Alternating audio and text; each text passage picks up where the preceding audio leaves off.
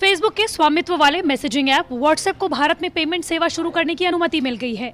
National payment corporation of India यानी कि NPCI ने व्हाट्सएप पे को हरी झंडी दी है, लेकिन शर्त ये रखी है कि इसे फिलहाल 2 करोड़ यूजर्स के लिए ही जारी किया जाएगा। बता दें कि भारत में व्हाट्सएप की यूजर्स की संख्या 40 करोड़ से ज्यादा है। भारत में व्हाट्सएप पे की मंजूरी मिलने के बाद फोन पे, गूगल पे जैसी यूपीआई ऐप की मुसीबत बढ़ने वाली है, क्योंकि व्हाट्सएप से पेमेंट होने पर लोगों को सबसे पहला फायदा ये होगा कि पेमेंट का काम व्हाट्सएप से होने से उन्हें अलग से एक ऐप रखने की जरूरत नहीं होगी। बता दें कि हाल ही में फोन पे ने कहा था कि उसके यूजर्स की संख्या 25 करोड़ से ज्यादा हो गई है। व्हाट्सएप को सिर्फ सरकार की ओर से हरी झंडी मिलने का ही इंतजार था, क्योंकि कंपनी पिछले 2 साल से भारत में व्हाट्सएप पे की टेस्टिंग कर रही थी। कई हजार यूजर्स पहले से ही बीटा वर्जन पर व्हाट्सएप पे का इस्तेमाल कर रहे हैं। ऐसे में उम्मीद ये है कि कंपनी जल्द ही व्हाट्सएप पे को भारत में जारी करेगी।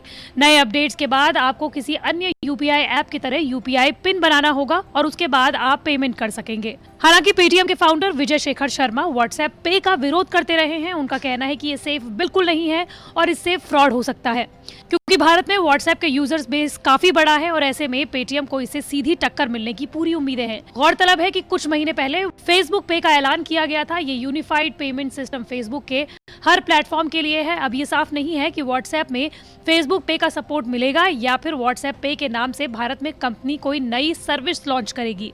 ध्यान देने वाली बात यह है कि व्हाट्सएप पे नाम से कोई चीज नहीं है। यूपीआई बेस्ड पेमेंट व्हाट्सएप से ही किए जा सकेंगे और इसके लिए व्हाट्सएप कोई अलग ऐप नहीं लेकर आएगा। फिलहाल व्हाट्सएप की तरफ से इससे जुड़ा कोई स्टेटमेंट नहीं आया है।